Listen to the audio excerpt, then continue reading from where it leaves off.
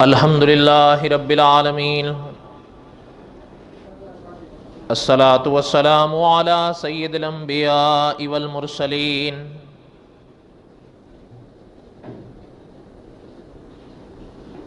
اما بعد، اعوذ باللہ من الشیطان الرجیم، بسم اللہ الرحمن الرحیم۔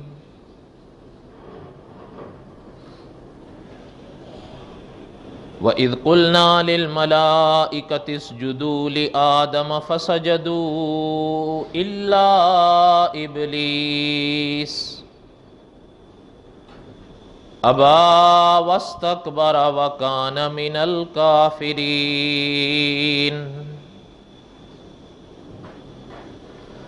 صدق اللہ العظیم وبلغنا رسوله النبی الکریم ونحن على ذلك لمن الشاہدین والشاکرین والحمد للہ رب العالمین۔ اللہم صلی علی محمد وعلی آل محمد کما صلیت علی ابراہیم وعلی آل ابراہیم انک حمید مجید۔ اللہم بارک علی محمد وعلی آل محمد کما بارکت علی ابراہیم وعلی آل ابراہیم انک حمید مجید۔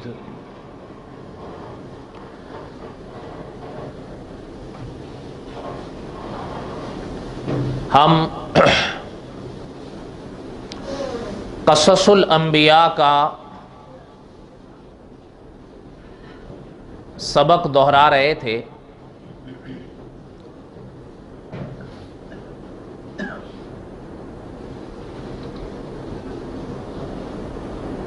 کچھ باتیں ہم نے کئی جمعوں میں پڑھی۔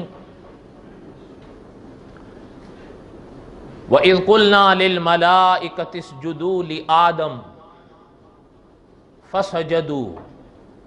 آج اس پر چند باتیں عرض کرنی ہیں۔ باقی تفصیلات آپ سب حضرات کے علم میں ہیں۔ گزشتہ جمعہ کچھ ہم نے پڑھی، کچھ پہلے سے آپ نے علماء سے سنی، کچھ از خود پڑھی کہ اللہ تعالیٰ نے حضرت آدم علیہ السلام کے لیے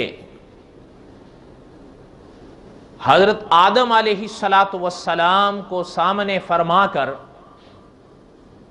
وَإِذْ قُلْنَا لِلْمَلَائِكَةِ اسْجُدُوا لِآدَمَ، اللہ نے حکم دیا فرشتوں کو کہ آدم کو سجدہ کریں۔ فَسَجَدُوا، تمام نے سجدہ کیا، الا ابلیس۔ یہ انشاءاللہ حصہ ہم اگر اللہ نے زندگی دی تو اگلے جمعہ پڑھیں گے۔ پہلے آپ یہ تھوڑی سی تفصیل میرا دل چاہ رہا ہے کہ سن لیں۔ پہلے تو میرا من یہ تھا کہ ہم آگے نکلیں، الا ابلیس کے اسباق پڑھیں، لیکن پھر مجھے خیال آیا کہ کچھ نہ کچھ سجدے کی وضاحت میں کرتا چلوں، پتہ نہیں پھر موقع ملے یا نہ ملے۔ حضرت آدم علیہ السلام کو فرشتوں نے سجدہ کیا۔ اس پر علماء نے کئی باتیں لکھی ہیں۔ ایک تو بڑی موٹی سی بات ہے نا، جو عام طور پر آپ نے سنی ہے کہ وہ سجدہ جو فرشتوں نے حضرت آدم کو کیا تھا وہ تعظیمی سجدہ تھا۔ وہ یہ فرق کرتے ہیں کہ وہ عبادت کا سجدہ نہیں تھا، اس لیے کہ ماں سوائے اللہ تعالیٰ کی پاک ذات کے کسی کی عبادت جائز نہیں، وہ تو شرک و کفر ہے۔ لیکن اس پر ہمارے علماء نے بڑی عجیب و غریب باتیں لکھی ہیں، تھوڑی سی وہ بھی آپ سن لیں تاکہ مقصد یہ ہے ان کو دہرانے کا۔ اکابرین کے مسلک سے ہٹنا مقصد نہیں ہے، جو فیصلہ اکابرین کا ہے وہ سر تسلیم خم ہم ہے کہنے کا مقصد یہ ہے کہ کچھ اور اکابرین کی بھی ہم باتیں پڑھ لیں تاکہ آپ کو اور ہمیں جس سجدے کی توفیق ہو رہی ہے یا جس کا موقع ہمیں مل رہا ہے اس سجدے کی اہمیت ہمارے دل میں جاگے۔ آپ اور ہم عادی ہیں اور تجربہ بھی یہی ہے کہ انسان کام وہ کرتا ہے جس کی اہمیت پہلے دل میں بیٹھے۔ اگر ایک کام کی اہمیت دل میں نہیں ہے تو وہ کام انسان نہیں کرے گا یا کم از کم دل سے نہیں کرے گا۔ وَإِذْ قُلْنَا لِلْمَلَائِكَةِ اسْجُدُوا لِآدَمَ فَسَجَدُوا، ملائکہ نے حضرت آدم کو سجدہ کیا۔ یہ تو بات سمجھ میں آ گئی۔ علماء نے لکھا ہے کہ سجدے کئی طرح کے ہیں۔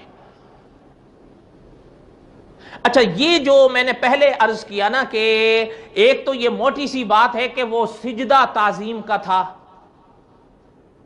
وہ علماء اور باقی تمام اکابر اس مسئلے کو تو بالکل ختم فرما دیتے ہیں۔ وہ فرماتے ہیں کہ تعظیمی سجدہ سابقہ شریعتوں میں جائز تھا، جب آیا دور حضرت محمد الرسول اللہ کا صلی اللہ علیہ وسلم، حضور کا دور 15 صدیوں کے لیے تھا یا قیامت تک؟ قیامت تک۔ حضور کا دور 12 صدیوں تک تھا یا قیامت تک؟ حضور کا دور صرف حضور کی حیات طیبہ تک تھا یا قیامت تک؟ قیامت تک۔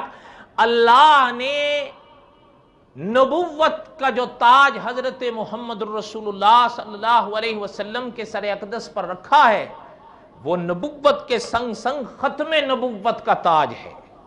حضور پیدا ہو گئے تو اللہ تعالیٰ نے انبیاء کے سلسلے کو پیدا کرنا ختم کر دیا۔ اب حضور کا دور چلے گا قیامت تک۔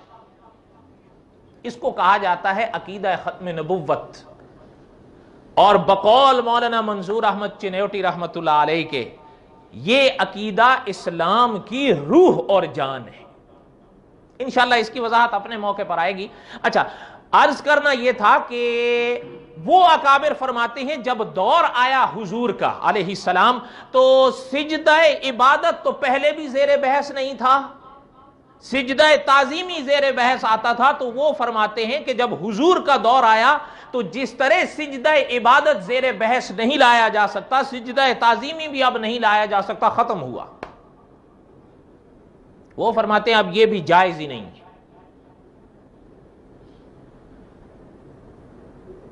چلیں، اس لحاظ سے تو آپ کہہ سکتے ہیں اس کا تعلق ہم سے جڑ رہا ہے کہ آپ اور ہم اب سجدہ تعظیمی کر سکتے ہیں، کر سکتے ہیں۔ آپ کا اشارہ اس بات میں اور میں ڈر گیا، میں نے کہا لگتا ہے کہ سجدہ تعظیمی، سجدہ عبادت تو زیر بحث ہی نہیں رہا، اس پر تو تمام اکابر متفق رہے ہیں کہ سجدہ عبادت جیسے حضور علیہ السلام کے دور میں ماں سوائے اللہ کے لیے کسی کے لیے نہیں تھا، اسی طرح سابقہ شریعتوں میں بھی سوائے اللہ کی پاک ذات کے عبادت کا سجدہ۔ اچھا، تھوڑی سی یہ وضاحت ذرا سنتے چلیں جائیں۔ ہمارے بعض اکابر فرماتے ہیں کہ وہ سجدہ تعظیمی تھا ہی نہیں۔ وہ فرماتے ہیں، اچھا یہ بعض اکابر نے باقاعدہ اس کی تحقیق پیش کی ہے، وہ یہ فرماتے ہیں کہ سجدہ تعظیمی جو اس کو قرار دیا گیا ہے وہ اس لیے کہ ذہن لفظ سجدہ سے اس طرف جاتا ہے جو اسلامی اصطلاح میں سجدہ مشہور ہے۔ دیکھیں، آپ ذرا دھیان دیجئے گا میری طرف، ابھی آپ اور ہمارا تعلق ہندوستان یا پاکستان کے شہروں سے رہے۔ اچھا، اب میں آپ سے پوچھتا ہوں، جب لفظ سجدہ یہ کون سی زبان کا لفظ ہے؟ عربی۔ کون سی زبان کا لفظ ہے؟ جب آپ کیوں شک میں پڑ گئے تھے؟ جب قرآن میں آ گیا تو کون سی زبان کا لفظ ہے؟ اور قرآن کون سی زبان میں ہے؟ عربی۔ تو سجدہ کون سی زبان کا لفظ ہے؟ عربی۔ اردو میں استعمال ہوتا ہے، اس میں کوئی شک نہیں، لیکن یہ اردو زبان کا لفظ دراصل یہ عربی کا لفظ ہے سجدہ۔ اچھا، اب یہ تو ہوا نا لفظ، اب ذرا تھوڑا سا میری طرف دھیان دیں، ذہن نہ ہٹے ورنہ بات نہیں سمجھ میں آئے گی۔ سجدہ کا لفظ جب آپ پڑھتے ہیں یا سنتے ہیں، آپ کا ذہن میں اس کا کیا معنی آتا ہے کہ سجدہ کس کو کہتے ہیں؟ بس یہ پیشانی زمین پہ لگ گئی، یہی معنی آتا ہے یا نہیں آتا؟ وہ اکابر فرماتے ہیں کہ اصل میں یہ اسلامی اصطلاح ہے، ورنہ وہ اکابر فرماتے ہیں کہ سجدے کا جو لفظ ہے وہ یہ معنی رکھتا ہے کہ آگے کی طرف تھوڑا سا جھک جانا، لغت اس کا ساتھ دیتی ہے، کیا؟ تھوڑا سا آگے کی طرف جھک جانا۔ اب جیسے یہ دیکھیے میرا یہ حصہ برابر کھڑا ہے نا، اب یہ کیا ہے؟ جھک گیا ہے نا۔ وہ علماء فرماتے ہیں کہ لغت اس کا معنی اور ساتھ دیتی ہے کہ یہ ایک لحاظ سے سجدہ ہے، اسلامی اصطلاح کے لحاظ سے نہیں ہے، یہ اسلامی اصطلاح کے لحاظ سے نہیں ہے یہ۔ وہ فرماتے ہیں کہ ملائکہ کے لیے جو سجدے کا لفظ آیا، یا کلام پاک میں ایک سورت آتی ہے سورت یوسف علیہ السلام، سورت یوسف کی آیت نمبر 100 میں ایک سجدے کا ذکر آتا ہے جو حضرت یوسف علیہ السلام کے اپنوں نے حضرت یوسف کو کیا تھا۔ وہ فرماتے ہیں کہ یہاں جو سجدے کے لفظ آ رہے ہیں اس سے مراد اسلامی اصطلاح کا وہ سجدہ نہیں، بلکہ آگے کی طرف کچھ جھک جانا مراد ہے۔ اگر اسلامی اصطلاح کا جو سجدہ ہے وہ علماء یہ فرماتے ہیں کہ وہ جس طرح شریعت محمد صلی اللہ علیہ وسلم میں حرام ہے، وہ سابقہ شریعتوں میں بھی حرام رہا۔ نہیں سمجھ آئی بات؟ نہیں سمجھ آئی؟ اللہ کرے سمجھ میں آ جائے۔ اچھا آگے بات سنیں۔ اچھا انہوں نے ایک اور بڑی عجیب تحقیق پیش کی ہے، وہ یہ فرماتے ہیں کہ ایک ہوتا ہے دعویٰ اور ایک ہوتی ہے اس دعوے کی دلیل۔ اچھا میں ذرا آپ سے ایک بات پوچھتا ہوں، دعویٰ آسان ہوتا ہے یا دلیل؟ دعویٰ آسان ہوتا ہے نا۔ اب ذرا سمجھیے گا، حضرت عمر بن خطاب رضی اللہ تعالیٰ کے زمانے میں ایک شخص نے خدائی کا دعویٰ کیا۔ کس کا دعویٰ کیا؟ خدائی کا دعویٰ کیا کہ میں خدا ہوں۔ تو وہ دور کوئی آپ کا ہمارا تو نہیں تھا، وہ تو خیر القرون تھا۔ حضرت عمر رضی اللہ تعالیٰ عنہ کو جب اطلاع ملی تو حضرت عمر رضی اللہ تعالیٰ نے اس کو بلایا، وہ آیا۔ حضرت نے فرمایا کیا کہتے ہو؟ کہتے جی میں خدا ہوں۔ اب پورا خیر واقعہ سنانا میرا مقصد نہیں ہے، کہنے کا مقصد یہ تھا کہ دعویٰ بڑا آسان ہے۔ اس نے بھی حضرت عمر کے آگے یہ رکھ دیا، لیکن آگے بھی تو حضرت عمر بن خطاب رضی اللہ تعالیٰ عنہ تھے، انہوں نے یہ نہیں فرمایا کہ دلیل دو۔ حضرت عمر کی تربیت آپ صلی اللہ علیہ وسلم نے خود کی تھی، اور اس انداز سے کی تھی کہ امام ترمذی رحمۃ اللہ علیہ آپ صلی اللہ علیہ وسلم کا فرمان لائے ہیں کہ حضور علیہ السلام نے فرمایا لو کان بعدی نبی لکان عمر، گر ہمارے بعد نبوت کے سلسلے جاری ہوتے تو میرے عمر نبی ہوتے۔ کیسی تربیت کی تھی۔ لیکن حضرت عمر بھی نبی، مل کے بولو، حضرت عمر بھی نبی جب اچھا ایک اور چیز بھی علماء لائے ہیں کہ ستارے دیکھے ہیں کبھی آپ نے آسمان پر؟ بولے نا کتنے ہیں، گن سکتے ہیں آپ؟ بلکہ شیخ العرب والعجم نے فرمایا، بلکہ مناظر اسلام حضرت منظور احمد چنوٹی رحمت اللہ علیہ نے فرمایا کہ اہل فرنگ کو یہ چیزیں گننے کا بڑا شوق ہے، لیکن آسمان پر چمکنے والے ستاروں کو ان کا پتاجی بھی نہیں گن سکتا۔ گن سکتا ہے؟ کیا خیال ہے؟ وَعَلَامَاتٍ وَبِالنَّجْمِ هُمْ يَهْتَدُونَ۔ اللہ فرماتے ہیں یہ ہماری نشانیاں ہیں کہ ہمیں سمجھ۔ اللہ کی قدرت عیاں ہے، یاد رکھیے گا، اللہ کی قدرت عیاں ہے، اللہ اپنی قدرتوں سے پہچانے جاتے ہیں۔ اچھا خیر، اپنا حضرت عمر کے بارے میں فرمایا کہ اگر اس زمین پر آسمان کے تاروں جیسی کسی کی نیکیاں ہیں تو عمر ہے۔ کون ہے؟ لیکن پھر بھی حضرت عمر نبی بولے نا پھر بھی حضرت عمر نبی؟ تو قاعدہ سمجھ میں آ گیا، اصول سمجھ میں آ گیا، جب ان تمام مقامات کے باوجود حضرت عمر بن خطاب رضی اللہ تعالی عنہ حضور کے بعد نبی نہیں، تو پھر مرزا غلام احمد قادیانی بھی نبی؟ بالکل دو اور دو چار کی طرح بات ہے یا نہیں؟ اب یہ کہنا کہ آئیں جی اجرائے نبوت پر بات کریں، آئیں جی حیات و وفات مسیح پر بات کریں، اور بھائی اصول پہلے آپ دیکھ لو، اگر وہ لوگ جن کی نیکیوں کا ستارے مقابلہ نہ کر سکے وہ اگر نبی حضور کے بعد نہیں بن سکے تو پھر مرزا غلام احمد قادیانی کا تو سوال نہیں پیدا ہوتا، ہے یا نہیں؟ خیر، حضرت عمر رضی اللہ تعالیٰ آگے تھے نا، حضرت عمر نے کوئی دلیل نہیں پوچھی اس سے کہ تمہاری خدائی کی دلیل کیا ہے۔ حضرت عمر نے جوتا جو اتارا نا، رکھی اس کے سر پر، جوتا حضرت عمر کا تھا، ہاتھ حضرت عمر کا تھا۔ حضور نے فرمایا نا جس راہ پہ میرے عمر آتے ہیں شیطان وہ راستہ چھوڑ دیتا ہے۔ حضرت عمر کا جوتا تھا، جب پڑی نا ذرا سی تو ہوش ٹھکانے آ گئے۔ حضرت عمر نے فرمایا کہ بس بس، حضرت عمر نے فرمایا کیا ہوا؟ کہتا نہیں جی میں خدا نہیں ہوں، بس ہو گیا۔ تو کہنے کا مقصد کیا ہے کہ دعوے بڑے آسان ہوتے ہیں، دلائل مشکل ہوتے ہیں۔ دعوے تو بڑے آسان ہیں۔ اچھا ہمارے میں خیر یہ ضمناً بات آئی ہے، ورنہ اکابرین کے حوالے پر کوئی تنقیص مقصد نہیں، وہ تو ضمناً کہنے کا ایک بات آئی تو میں نے عرض کر دی کہ دعویٰ آسان ہوتا ہے، دلیل مشکل ہوتی ہے۔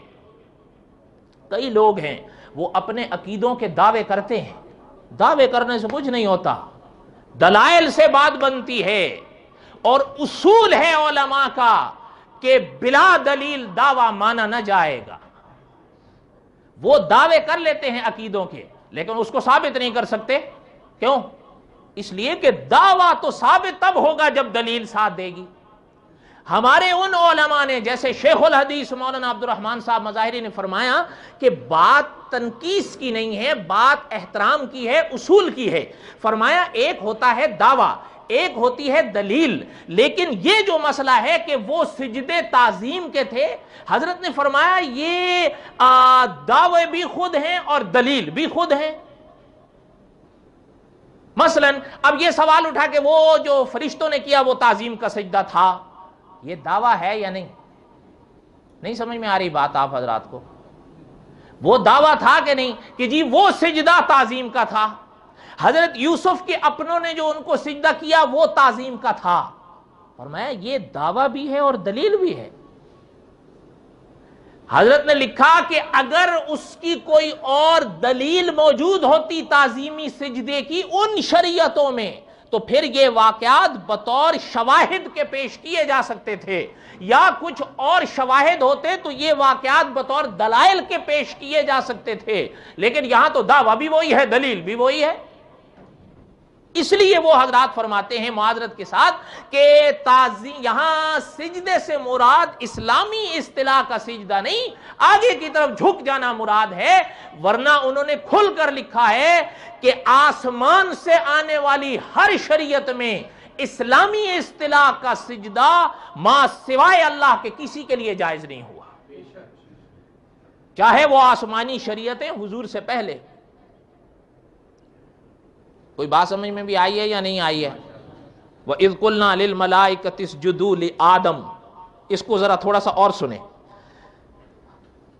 ہمارے اکابر نے ایک اور تحقیق بھی پیش کی ہے، وہ فرماتے ہیں کہ اس بحث میں بھی پڑھنے کی ضرورت نہیں، انہوں نے باقاعدہ یہ چیز لکھی ہے کہ وہ سجدہ جو ملائکہ نے حضرت آدم کے سامنے کیا، یا وہ سجدہ جو حضرت یوسف کے اپنوں نے حضرت یوسف کے آگے کیا، وہ دراصل وہ سجدے بھی کوئی حضرت آدم یا حضرت یوسف کے لیے نہیں تھے، وہ سجدے بھی اللہ کی ذات کے لیے تھے۔ حضرت آدم ہو یا حضرت یوسف ہو، یہ معاذ اس وقت بطور قبلے کے تھے۔ نہیں سمجھ آئی بات؟ میرے حال میں اوپر سے گزری ہے آپ کی۔ اچھا اب میں تھوڑی سی مثال دوں گا، بات آپ کے ذہن میں آ جائے گی۔ بات یہی ہے نا کہ تھوڑی سی اگر آپ اسباقی تقریریں سنے گا رہے نا تو ذہن بن جائے گا۔ اب اگر آپ اور ہم صرف سروں پہ چلے جائیں گے تو پھر مسئلہ تو اٹک جائے گا۔ اچھا میں اب آپ سے پوچھتا ہوں، انشاءاللہ ابھی آپ میں سے کئی حضرات نے سنتیں پڑھی ہیں، میں نے بھی پڑھی ہیں، اور دعا کریں اللہ تعالیٰ قبول فرمائے، اور انشاءاللہ ابھی ہم نماز جمعہ با جماعت ادا کریں گے۔ میں آپ سے پوچھتا ہوں کہ نماز جمعہ کی فرض کی کتنی رکعتیں ہیں؟ 2۔ اچھا ان 2 رکعتوں میں سجدے کتنے ہیں؟ 4۔ اچھا اب میں ذرا پوچھتا ہوں، آپ کا اور ہمارا جو سجدے کا رخ ہوگا، جس کو سامنا کہیں گے، وہ کس طرف ہے؟ لیکن وہ سجدہ کس کے لیے ہے؟ قبلے کے لیے ہے؟ مل کے کہہ دیں، وہ کعبے کے لیے ہیں ہمارے سجدے؟ بلکہ مولانا ابو القاسم رفیق دلاوری رحمت اللہ علیہ لکھ گئے کہ اگر وہ سجدے کعبے کے لیے کوئی شخص کرتا ہے تو پھر تو شرک آ جائے گا۔ بات یہ ہے کہ قبلہ کعبہ ہمارا قبلہ ہے، ہمارے لیے عبادت کی جہت ہے، ہماری عبادت کعبے کے لیے نہیں، اللہ کے لیے ہے۔ تو وہ علماء فرماتے ہیں کہ چاہے حضرت یوسف کے اپنے ہوں، چاہے ملائکہ ہوں، انہوں نے جو حضرت آدم اور حضرت یوسف کے سامنے سجدے کیے تو ان کے وہ سجدے حضرت آدم یا حضرت یوسف کے لیے نہیں، خدا کے لیے تھے۔ یہ دونوں نبی محض ایک قبلے کی جہت تھے۔ نہیں سمجھ آئی بات؟ کوئی بات سمجھ میں بھی آئی ہے یا نہیں آئی ہے؟ اچھا یہ تھوڑی سی، اچھا اس پر اور بھی کچھ ابحاث ہیں لیکن میں چھوڑ دیتا ہوں۔ یہ 2-3 موٹی موٹی ذہن میں رکھ لیں کہ پتہ ہمیں یہ چل رہا ہے کہ اگر سجدہ تعظیمی وہی معنی مراد لے لیا جائے جو عام طور پر عام فہم لیا گیا کہ ان شریعتوں میں وہ جائز تھا، حضور کی شریعت میں جائز نہیں، تب بھی کوئی اشکال نہیں ہے۔ اس لیے کہ میں آپ سے پوچھتا ہوں کہ آپ اور ہم شریعت محمد پر عمل کرنے والے لوگ ہیں صلی اللہ علیہ وسلم، یا سابقہ شریعتوں پر عمل کرنے والے لوگ ہیں؟ اور اگر کچھ پھر بھی شک میں پڑھتے ہیں تو ان کے لیے ہمارے اکابر نے یہ باتیں بھی لکھی ہیں، وہ فرماتے ہیں وہ سجدہ۔ اچھا یہ ایک بات مجھے ضمناً یاد آئی، وہ بھی سن لیں۔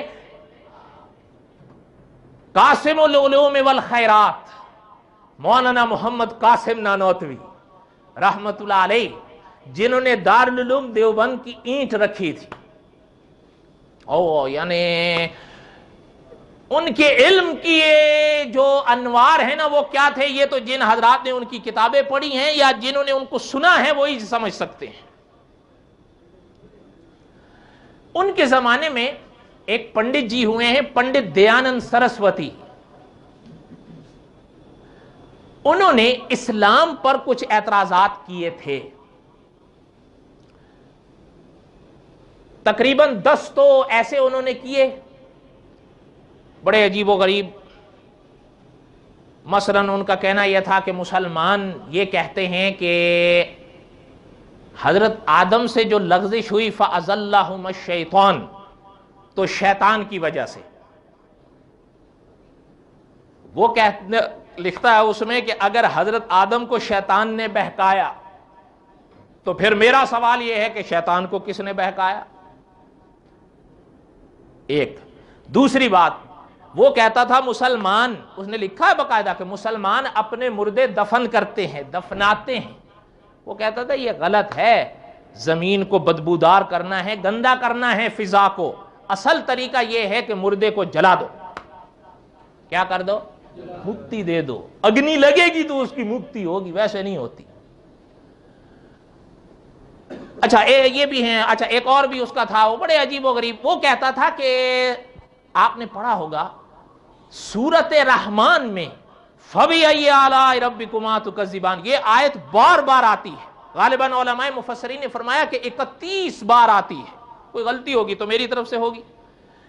تو وہ کہتا تھا کہ نعمتوں کے بعد ذکر کیا جانا کہ فَبِأَيِّ آلَاءِ رَبِّكُمَا تُكَذِّبَانِ، کہتا ہے یہ سمجھ میں آتا ہے، جنتوں کے ذکر ہوئے، پھلوں کے ذکر ہوئے، دریاؤں کے ذکر ہوئے، فَبِأَيِّ آلَاءِ رَبِّكُمَا تُكَذِّبَانِ سمجھ میں آتا ہے۔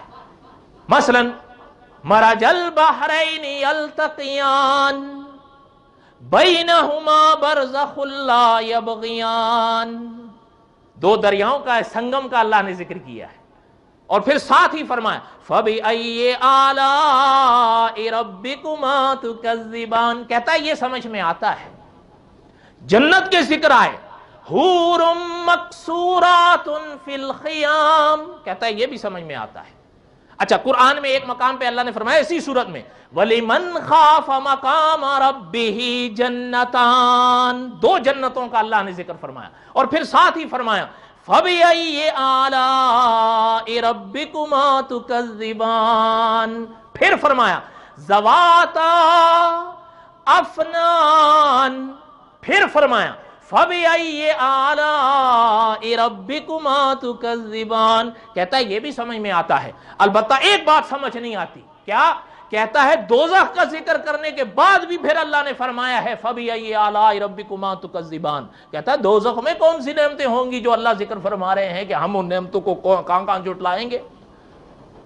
سمجھ رہے ہیں اس کا اعتراض یا نہیں؟ نہیں سمجھ آ رہے؟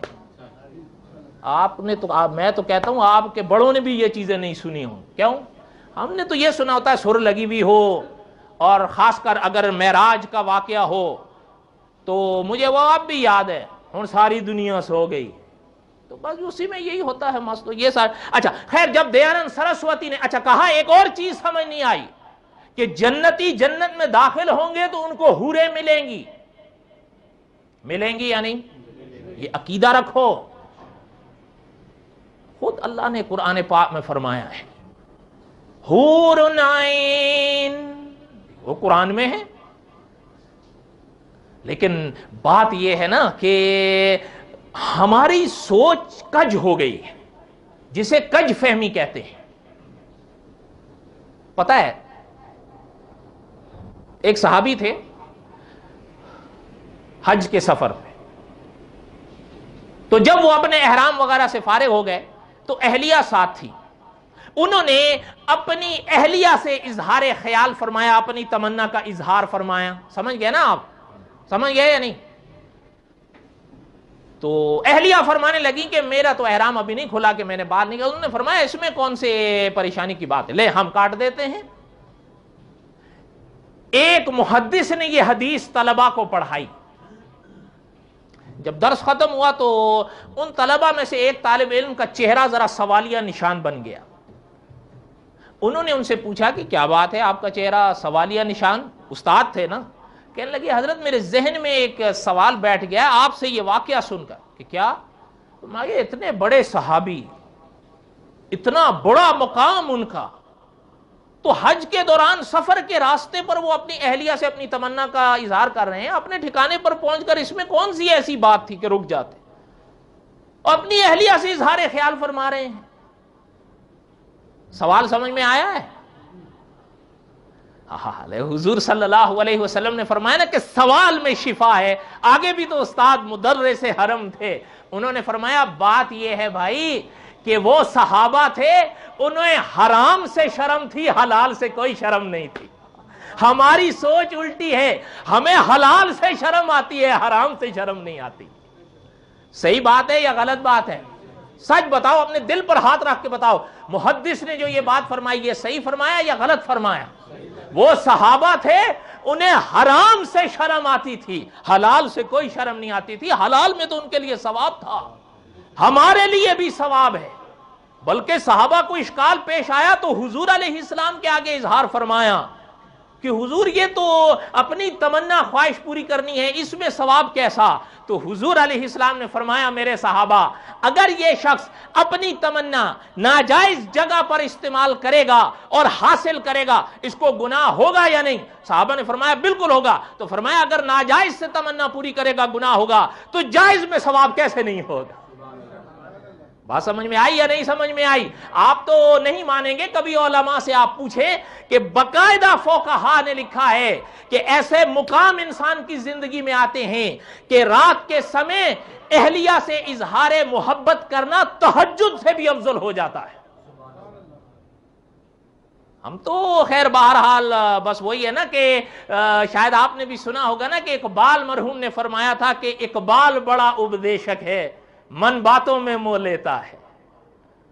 ہم تو اب کسی اور ڈگر چلے گئے ہیں، بس دعا کریں اللہ تعالیٰ رحم فرمائیں۔ اچھا خیر، کہنے کا مقصد یہ تھا، اس نے کہا کہ حوریں ملیں گی مردوں کو، انہوں نے کہا پھر تقاضا عقل کا یہ ہے، دیانت کا یا عدل کا یہ ہے کہ پھر عورتوں کو بھی پھر مرد ملے وہاں پر. لا حول ولا قوت الا باللہ. اس کے اعتراض سمجھ آئے؟ اچھا، پھر ان اعتراضات میں ایک اعتراض اس کا یہ تھا کہ مسلمان ہم پر اعتراض کرتے ہیں کہ ہم مورتیوں کے آگے سجدے کرتے ہیں، ان کی پوجا کرتے ہیں. اگر ہم پتھروں کی مورتیوں کے آگے جھکتے ہیں تو مسلمان بھی اینٹوں کے اور پتھروں سے بنے ہوئے گھر کے آگے جھکتا ہے، تو ہم میں اور اس میں فرق کیا رہا؟ سمجھ آیا اس کا اعتراض یا نہیں آیا؟ اچھا، قاسم العلوم والخیرات مولانا محمد قاسم نانوتوی رحمۃ اللہ علیہ اس زمانے میں حیات تھے. حضرت نے اس کے تمام اعتراضات کے جواب میں 2 کتابیں لکھی. باقی جو اعتراض تھے کعبے والی بات کو چھوڑ کر ان کے جوابات مستقل ایک کتاب میں لکھ کر دیے. اور کعبے کے حوالے سے جو اعتراض تھا مولانا قاسم نانوتوی رحمۃ اللہ علیہ نے قبلہ نما لکھ کر اس کا مستقل علیحدہ سے جواب دیا. اس کا خلاصہ یہی ہے کہ مولانا قاسم نانوتوی رحمۃ اللہ علیہ نے لکھا کہ جب ہندو مورتی کے آگے جھکتا ہے اس کا مقصد وہ بت ہوتا ہے اور اس کی پوجا بھی وہی کر رہا ہوتا ہے. لیکن فرمایا جب مسلمان کعبے کے آگے جھکتا ہے تو مسلمان کعبے کے لیے نہیں جھکتا، کعبے کی طرف جھک کر خدا کے لیے جھکتا ہے. یہ فرق ہے ہندو مورتی پوجا میں اور مسلمانوں کی کعبے کے سامنے کی عبادت میں. آپ سمجھ میں آیا یا نہیں سمجھ میں آیا؟ تو وہ علماء فرماتے ہیں کہ جس طرح مسلمان آج بھی کعبے کے آگے جو جھک رہا ہے، کعبے کے آگے تو وہ محض جہاد کے لیے جھک رہا ہے کہ اللہ نے فرمایا ہے فَوَلِّ وَجْهَكَ شَطْرَ الْمَسْجِدِ الْحَرَامِ، ورنہ عبادت تو وہ خدا کی کر رہا ہے. اور باقاعدہ ان علماء نے لکھا ہے کہ خدا نہ کرے وہ وقت آئے کہ جب یہ کعبہ شہید ہو. ایک وقت آئے گا اللہ تعالیٰ کروڑوں رحمت نازل فرمائے امام بخاری کی قبر پر رحمہ اللہ. حدیث لائے ہیں کہ اب میں اس علاقے کا نام نہیں لیتا، ہاں یہ نہ ہو میں اس علاقے کا نام لے لوں تو مجھے سزائے موت دے دیں، اس لیے میں علاقے کا نام نہیں لیتا. لکھا ہوا ہے چھوٹی چھوٹی پنڈلیاں ہوں گی اس شخص کی. کیا ہوگا؟ چھوٹی چھوٹی پنڈلیاں ہوں گی اس شخص کی. کعبے پر چڑھے گا اور کعبے کی پہلی اینٹ اکھاڑے گا. فرمایا علماء نے جس دن وہ کعبے کی پہلی اینٹ اکھاڑ لے گا تو سمجھ جاؤ کہ قیامت کا عالم بچ جائے.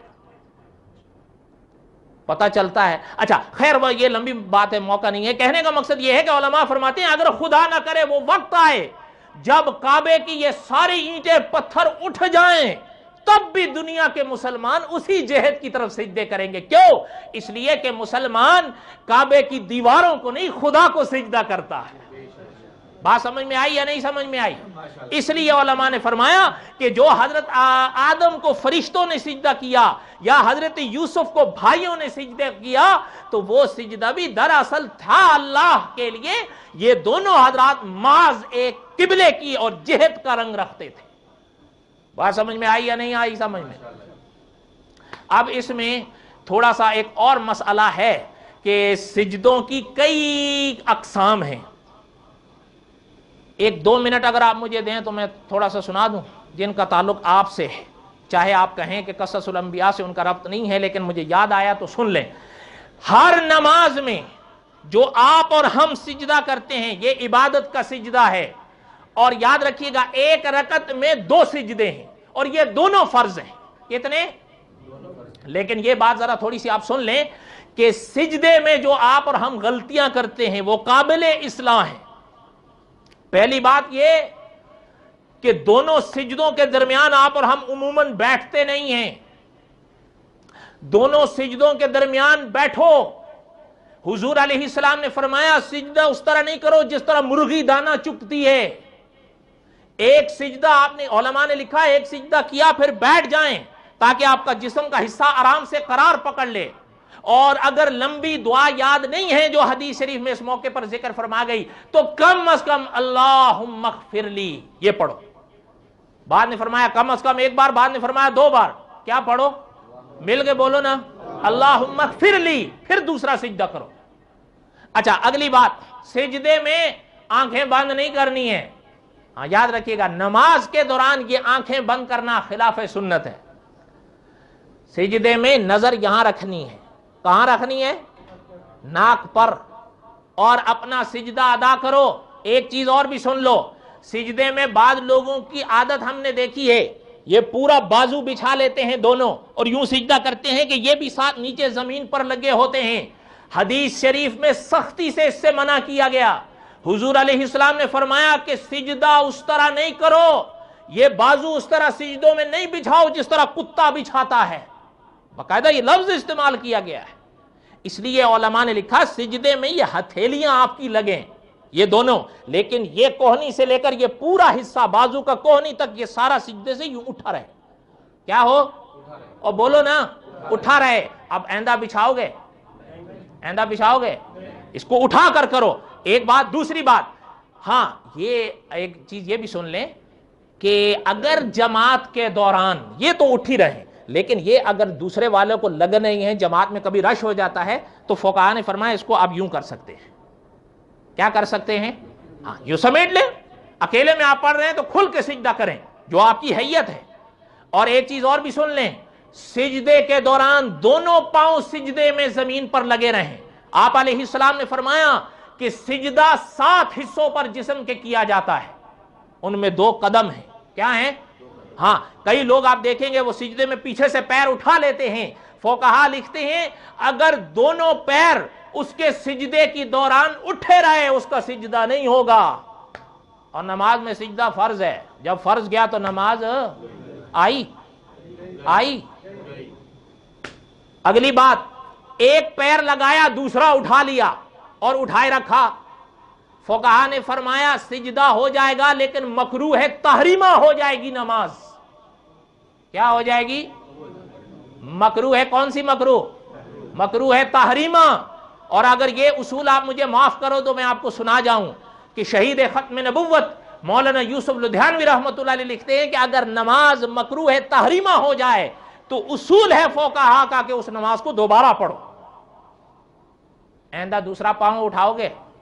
دونوں اٹھاؤ گے یا ایک اٹھاؤ گے؟ ہاں اب رہ گیا مسئلہ انگلیوں کا کہ آپ نے پاؤں کے دونوں انگلیاں لگا لی دونوں, تو اب جو پاؤں کی انگلیاں ہیں ان کو یوں کر لو ایسے کعبے کی طرف.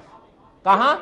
کعبے کی طرف. فرمایا اگر کوئی شخص یوں سجدے میں انگلیاں پاؤں کی لگا لیتا ہے لیکن ان کو قبلے کی طرف نہیں کرتا, یہ مکروہ ہے. کیا ہے؟ مکروہ ہے. وہاں اکابر نے تحریمی کا لفظ نہیں لکھا ہے. اب آپ سوچیں گے کہ یہ اس کا پھر کیا, اب چھوڑیں, اب سارے مسائل تو آپ کو میں یہاں نہیں بتا سکتا. اس دن میں یہاں بیٹھا ہوا تھا, عشاء پڑھا کر میں فارغ ہوا تو ایک صاحب کہنے لگے جی مسئلے پوچھنے ہیں. میں نے کہا بھائی آپ تو کھانا وانا کھا آ رہے ہوگے, میں تو صبح 7 بجے کا ناشتہ کیا ہوں, اب رات کے 9 بج رہے ہیں, میں دن کو کھاتا نہیں, کھاؤں تو یہ توند کہاں جائے گا. اور سچ پوچھئے تو ممبر کے وارث کے لیے توند کا ہونا بہت بڑا عیب ہے. اس لیے یہ مسائل سن لیے آپ نے یا نہیں سن لیے؟ ہاں یہ اور بھی بڑے سجدوں کے سجدہ سہو ہے, اس کا طریقہ کیا ہے. آپ نے دیکھا ہوگا بعض لوگ نماز کے بعد شکر کا سجدہ کرتے ہیں مستقل, اس کا کیا حکم ہے. یا کچھ لوگ ایسے ہیں کہ دعا مانگنے کے لیے سجدے میں گر جاتے ہیں, اور وہ دعا مانگتے ہیں لیکن سجدے میں مانگتے ہیں, وہ نماز والا سجدہ نہیں دعا والا سجدہ ہوتا ہے. اس کا کیا حکم ہے؟ یہ ساری چیزیں بتانے کی ہیں لیکن جمعے میں مختصر وقت ہوتا ہے. میں نے فرض کے حوالے سے چند چیزیں. سجدہ تلاوت ہے, مجھے تجربہ نہیں ہوا آج تک کہ ہمارے کسی شخص کو سجدہ تلاوت کا صحیح طریقہ آتا ہو. میں جھوٹ نہیں بول رہا ہوں, ممبر رسول پر ذمہ داری سے کہتا ہوں. کسی کو دیکھو سجدہ تلاوت میں اللہ اکبر, پھر سجدے میں جائے گا. کسی کو دیکھو بیٹھے بیٹھے ہی سجدے میں چلا جائے گا. اچھا کسی کو دیکھو اللہ اکبر سجدہ تلاوت, پھر اس کے بعد اٹھ کے کیا کرے گا؟ السلام علیکم ورحمۃ, السلام علیکم. جنازہ پڑھ رہے ہو اللہ کے بندے. آج تک کسی عالم سے کیوں نہیں پوچھا آپ نے کہ سجدہ تلاوت کا کیا طریقہ ہے؟ بس ٹھیک ہے, اقبال بڑا اپدیشک ہے, من باتوں میں مو لیتا ہے. معذرت کے ساتھ میری باتوں کو سن لیا کریں. سجدہ تلاوت کا طریقہ یہ ہے کہ سجدہ تلاوت جب کیا تو فقہا نے فرمایا افضل یہ ہے اسی وقت کرو. کیا کرو؟ جائز ہے کہ بعد میں اگر اکٹھا کرتے ہیں تو وہ جائز ہے, لیکن افضل یہ ہے جب آیت پڑھی ہے تو کر لو, اس لیے کہ وہ واجب ہو جاتا ہے. کیا پتہ موت کس وقت آ جائے. اس لیے فرمایا جب آپ کھڑے ہوں, سجدہ تلاوت کی تمام شرائط وہی ہیں جو نماز کی ہیں. سمجھ گئے آپ؟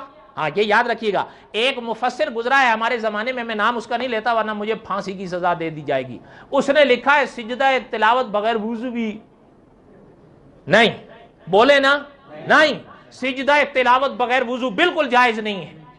یہ کون سا طریقہ اللہ کے بندے، بغیر وضو کے سجدہ تلاوت؟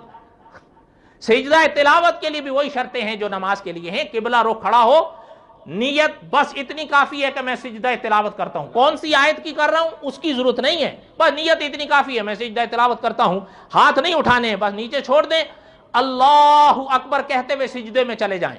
باقی دعائیں جو لکھی گئی ہیں کتابوں میں وہ یاد نہیں، تو علامہ دلاوری رحمۃ اللہ نے لکھا کہ سبحان ربی الاعلی، سبحان ربی الاعلی وغیرہ پڑھ لیں، بس جب پڑھ لیے اب اٹھ جائیں واپس۔